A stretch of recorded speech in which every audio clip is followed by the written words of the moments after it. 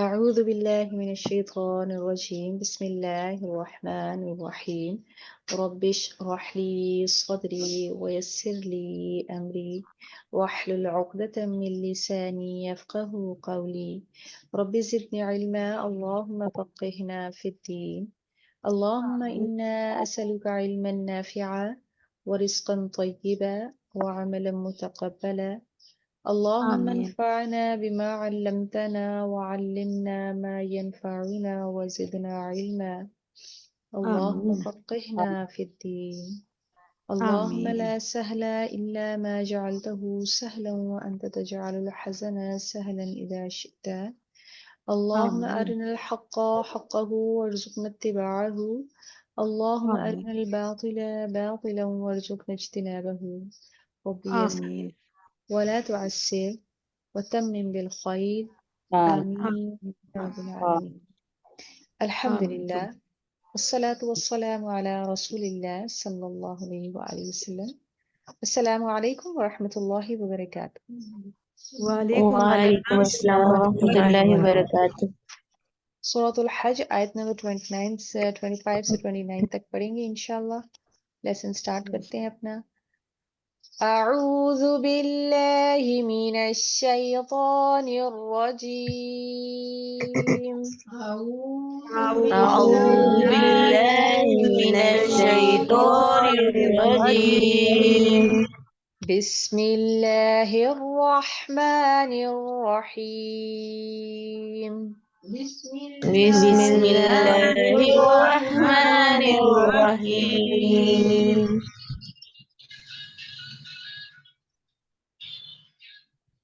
إن الذين إن الذين الذين كفروا كفروا كفروا ويصدون ويصدون ويصدون عن سبيل الله عن عن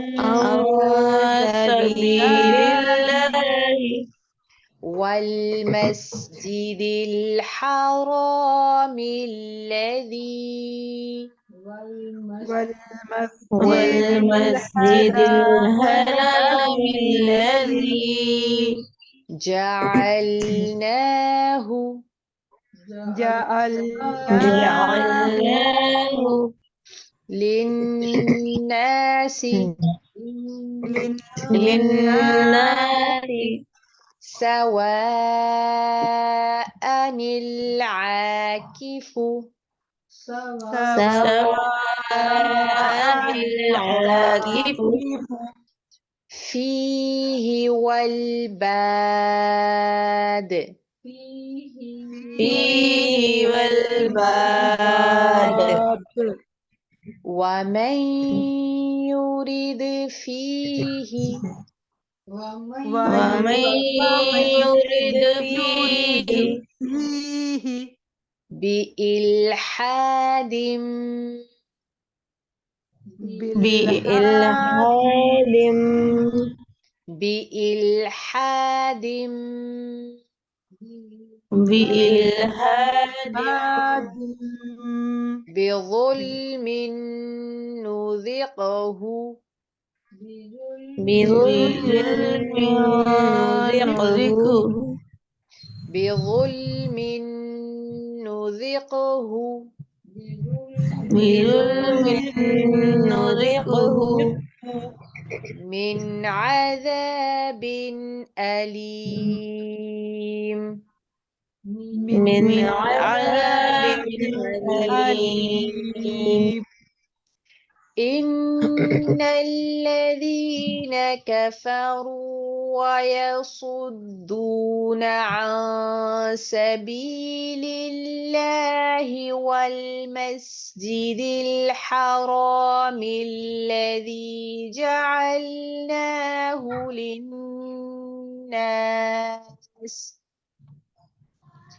إن إن الذين الذين كفروا كفروا ويصدون يصدون عن عن سبيل سبيل الله الله والمسجد الحرام الذي الذي جعلناه منا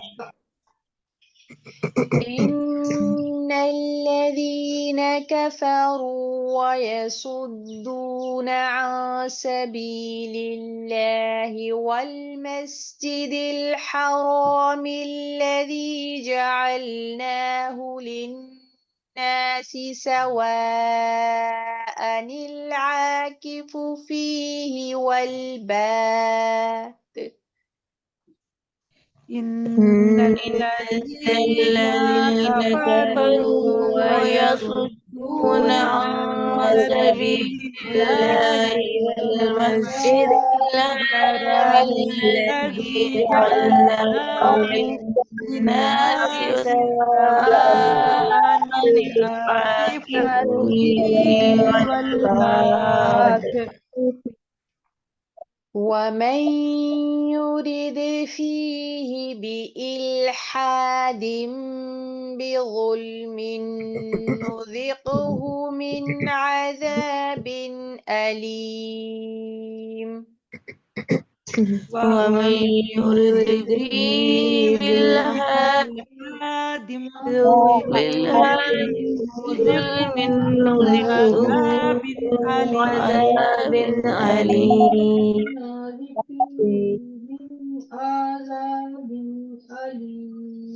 ومن يرد فيه بإلحاد بظلم نذقه من عذاب أليم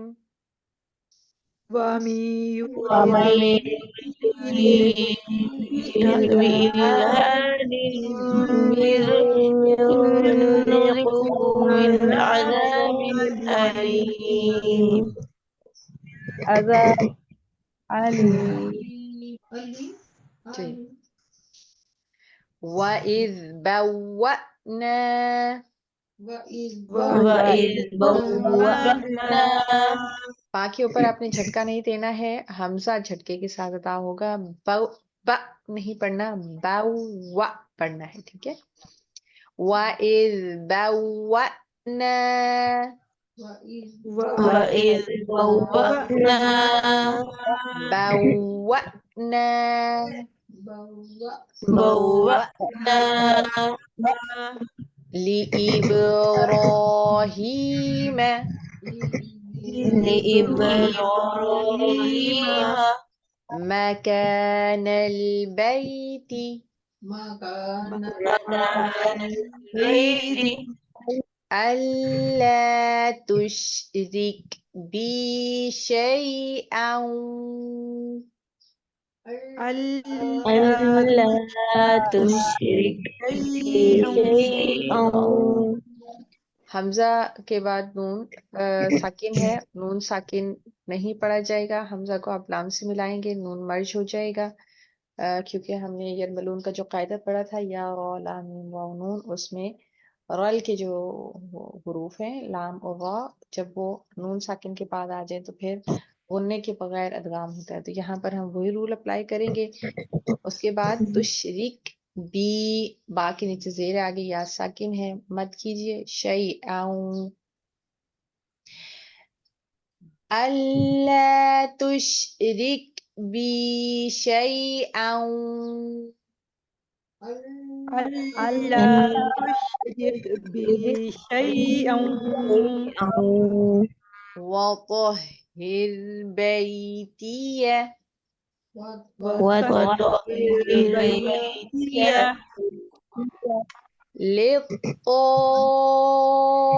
للطائفين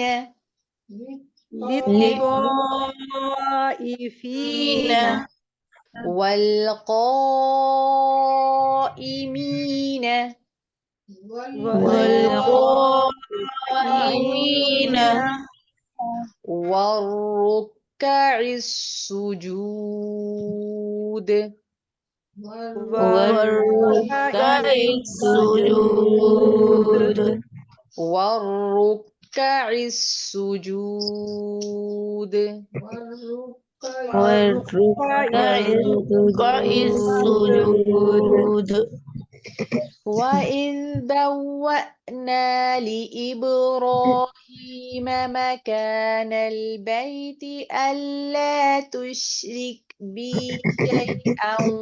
وطهر بيتي للطائفين والقائمين والركع السجود. وإذ وإذ بوأنا بوأنا لإبراهيم لإبراهيم مكان مكان البيت البيت ألا ألا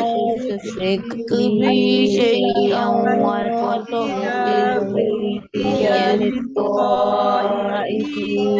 والقائمين والقائمين والركع والركع السجود. السجود. والركع السجود. والركع السجود. وأذن وأذن फे जाल की अदायगी दुरुस्त कीजिए, इसको सॉफ्ट तरीके से पढ़िए। वअज़िन, वअज़िन जुबान की नोक ऊपर के सामने के दांतों के सिरों से लगेगी, सॉफ्ट करके, नो बजिंग साउंड, सीटी की आवाज नहीं आनी चाहिए, सख्ती नहीं होनी चाहिए। वअज़िन वअज़िन फिन्नासी फिन्नास बिलहज्ज بالحج यअतूक يأتوك रिजाला رجالا وعلى وعلى كل ضامر كل كل ضامر ضامر ضامر يأتين يأتين من كل من من كل فج عميق. فج عميق وأذن في الناس بالحج يأتوك رجالا وعلى كل ضامر يأتين من كل فج عميق. وأذن في الناس بالحج يأتوك رجالا وعلى كل ضامر يأتين من كل فج عميق.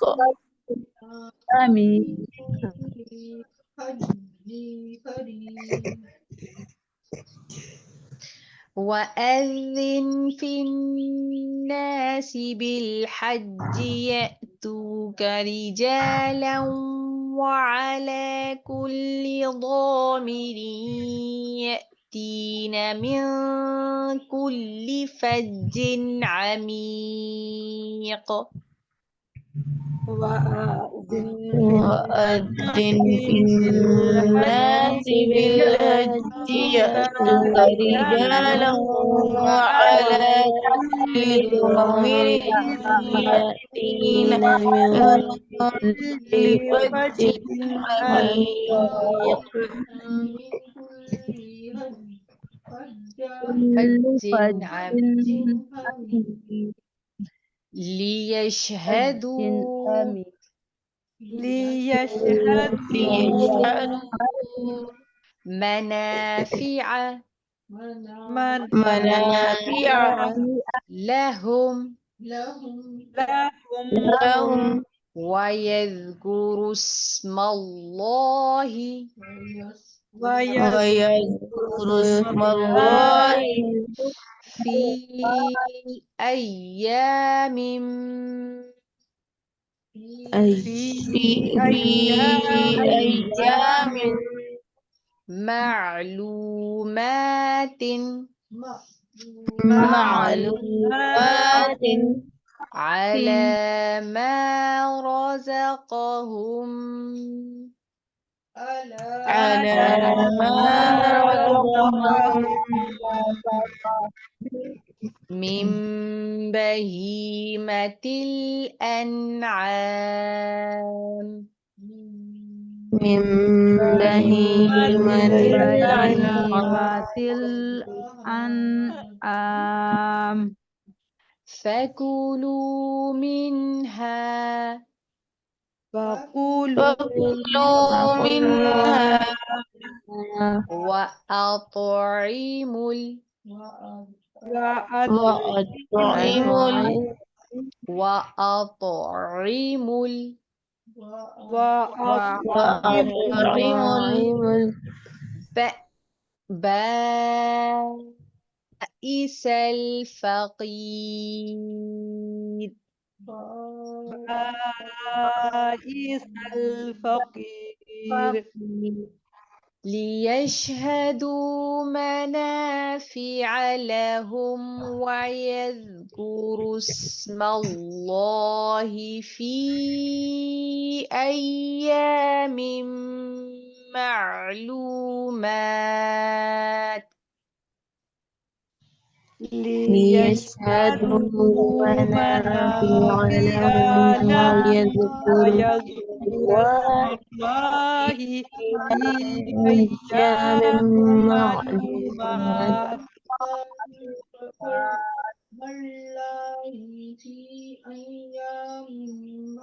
معلومات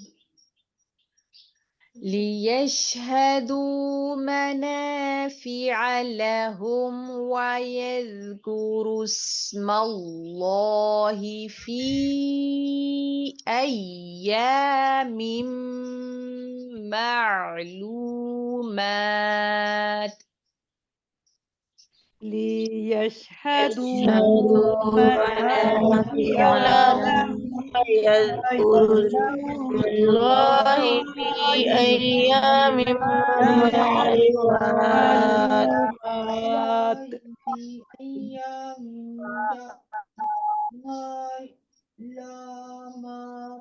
معلومات معلومات على ما رزقهم من بهيمة الأنعام فكلوا منها وأطعموا البائس الفقير على ما على ما رزقهم من بهيمة الأنعام فكلوا منها بائس وأطعموا الفقير بائس الفقير ثم ليقضوا ثم ليقضوا يقولوا ثم ليقضوا ثم ليقضوا ليقضوا تفثهم تفتهم تفثهم تفتهم وليوفوا وليوفوا نذورهم نذورهم وليطوفوا وليتوفوا وليطوفوا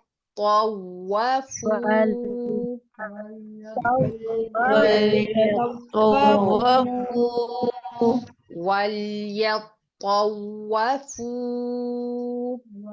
وَلْيَطَّوَّفُوا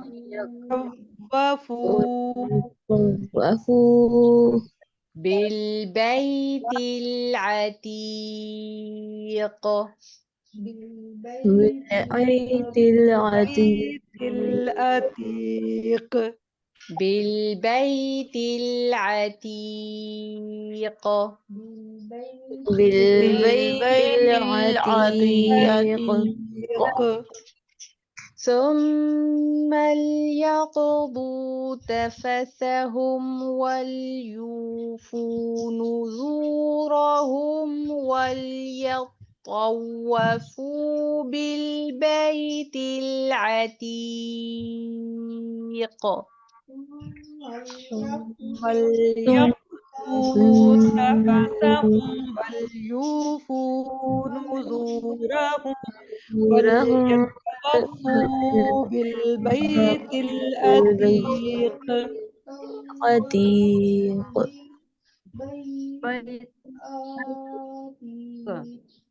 سبحانك اللهم وبحمدك نشهد أن لا إله إلا أنت نستغفرك ونتوب إليك نحمده ونصلي على رسوله الكريم أما بعد فأعوذ بالله من الشيطان الرجيم بسم الله الرحمن الرحيم ان الذین بے شک وہ لوگ کفروا جو کافر ہو گئے ویصدون اور وہ روکتے ہیں عن سبیل اللہ اللہ تعالیٰ کے راستے سے والمسجد الحرام اور مسجد حرام سے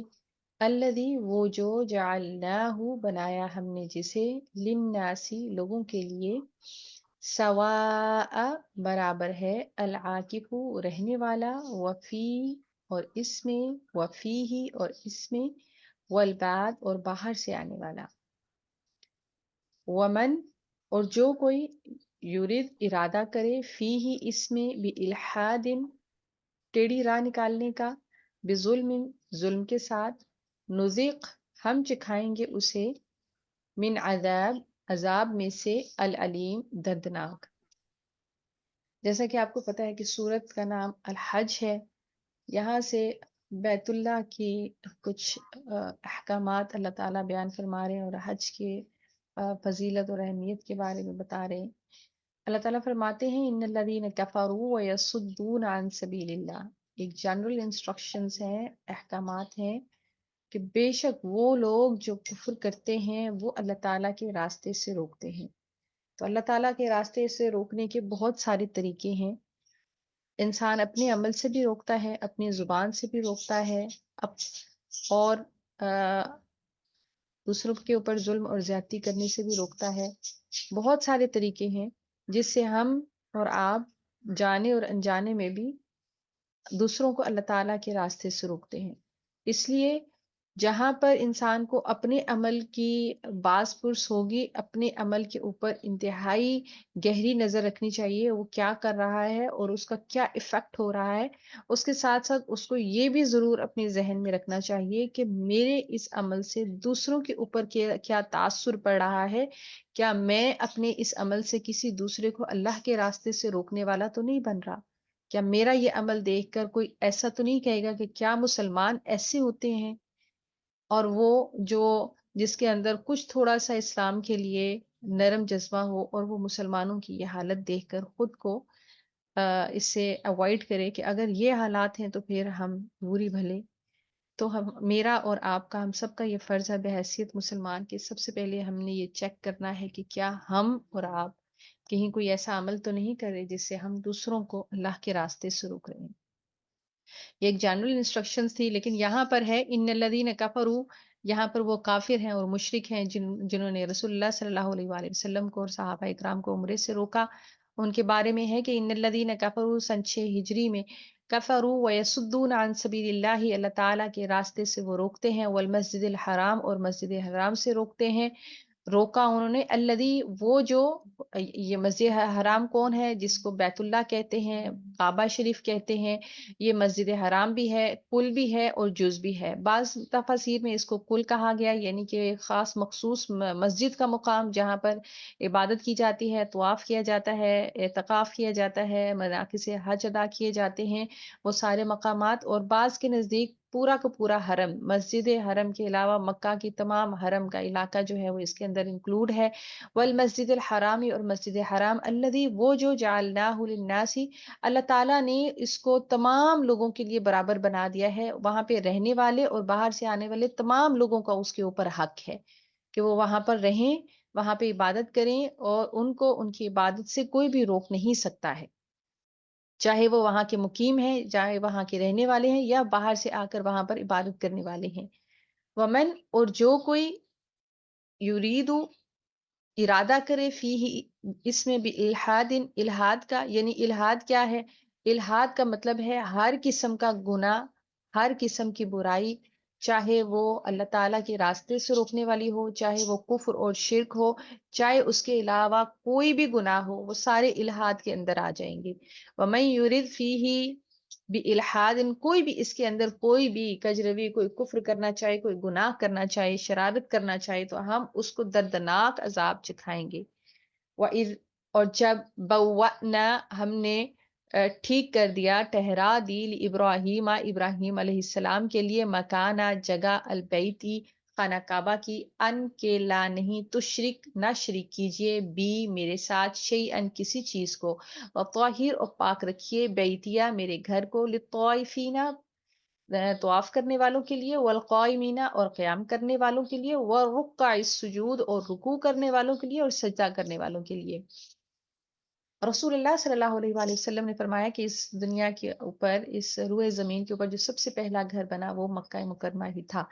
یعنی کہ خانہ کعبہ تھا، جو اللہ تعالیٰ نے پہلی مسجد جو اللہ تعالیٰ کی عبادت کے لیے بنائی گئی، اللہ تعالیٰ کا گھر بنایا گیا، وہ مسجد حرام تھا۔ اور اس کے بعد حضرت نوح علیہ السلام کے وقت میں جب ایک عذاب آیا، اس کے بعد جو نئی مسجد پہلے بنی وہ حضرت ابراہیم علیہ السلام نے بنائی، اور اس کے 40 سال کے بعد بیت المقدس کو بنایا گیا۔ اللہ تعالیٰ نے حضرت ابراہیم علیہ السلام کو حکم دیا کہ اس جگہ پر خانہ کعبہ بنائیے، اللہ تعالیٰ کا گھر بنائیے، اور اللہ تعالیٰ کے ساتھ کسی کو شریک نہ ٹھہرائیے۔ اور اس گھر کے بنانے کا مقصد کیا ہے؟ تاکہ عبادت کی جائے یہاں پر اللہ تعالیٰ کی،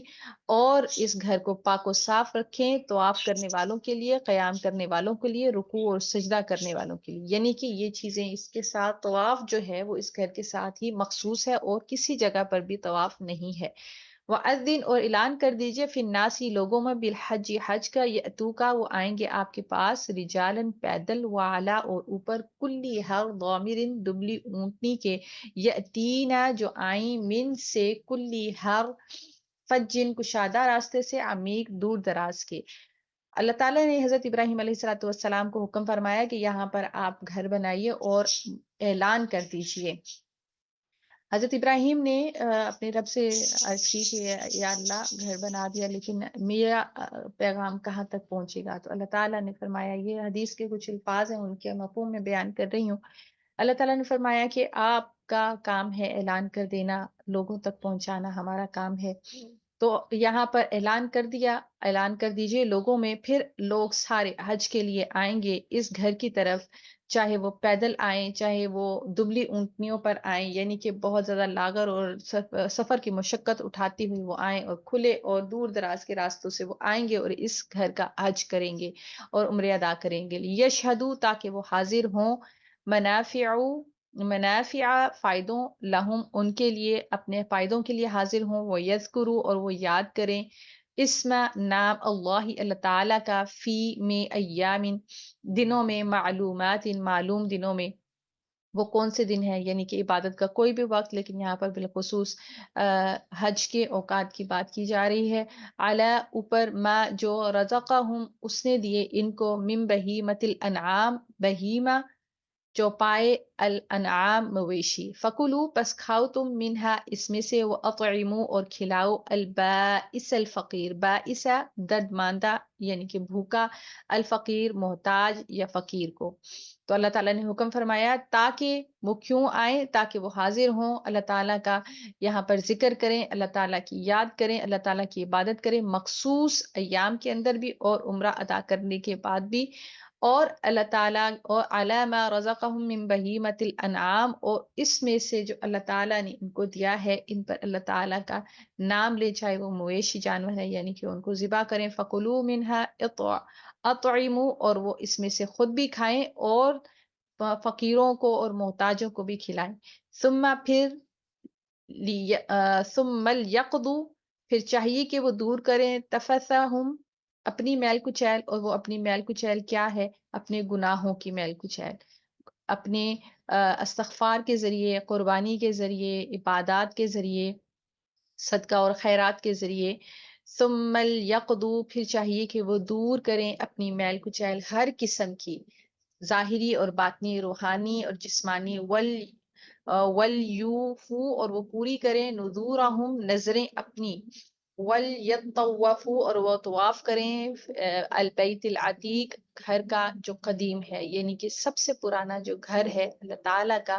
بیت اللہ ہے، اس کا وہ طواف کریں۔ اللہ تعالیٰ سے دعا ہے کہ اللہ تعالیٰ ہمیں اور آپ کو بیت اللہ کا حج نصیب فرمائے، اور اللہ تعالیٰ ہمیں اور آپ کو اس کے خادمین میں سے بنائے، اور اللہ تعالیٰ ہمیں اور آپ کو قرآن پاک کو پڑھنے، سمجھنے، اس پر عمل کرنے، اس کو ہمیشہ یاد کرنے اور دوسروں تک پہنچانے کی توفیق اور ہمت عطا فرمائے، آمین یا رب العالمین۔ اللہ اکبر کبیرا والحمد للہ کثیرا وسبحان اللہ بکرۃ واصیلا، اللہم صلی وسلم علی نبینا محمد، ربنا لا تؤاخذنا ان نسینا او اخطأنا، ربنا ولا تحمل علينا إصرا كما حملته على الذين من قبلنا، آمین ربنا ولا تحملنا ما لا طاقة لنا به، واعف عنا واغفر آمین لنا وارحمنا، أنت آمین مولانا فانصرنا على القوم الكافرين، آمین ربنا لا تزغ قلوبنا بعد إذ هديتنا وهب لنا من لدنك الرحمة إنك أنت الوهاب، ربنا آمین آتنا في الدنيا حسنة وفي الآخرة حسنة وقنا عذاب النار، آمین اللهم أحسن عاقبتنا في الأمور كلها وأجرنا من خزي الدنيا وعذاب الآخرة، آمین اللهم إنا أسألك الهدى والتقى آمین والعفاف والغنى، آمین ربنا آمین تقبل منا إنك أنت السميع العليم وتب علينا إنك أنت التواب الرحيم، سبحان ربك آمین رب العزة عما يصفون وسلام على آمین المرسلين والحمد لله رب العالمين، سبحانك آمین اللهم وبحمدك نشهد أن لا إله إلا أنت نستغفرك ونتوب إليك، آمين يا رب آمین العالمين۔ آمین السلام ثم عليكم ورحمة الله وبركاته۔ وعلیکم السلام ورحمۃ اللہ وبرکاتہ، جزاکم اللہ خیر الجزا۔ وعليكم السلام۔ وعلیکم السلام۔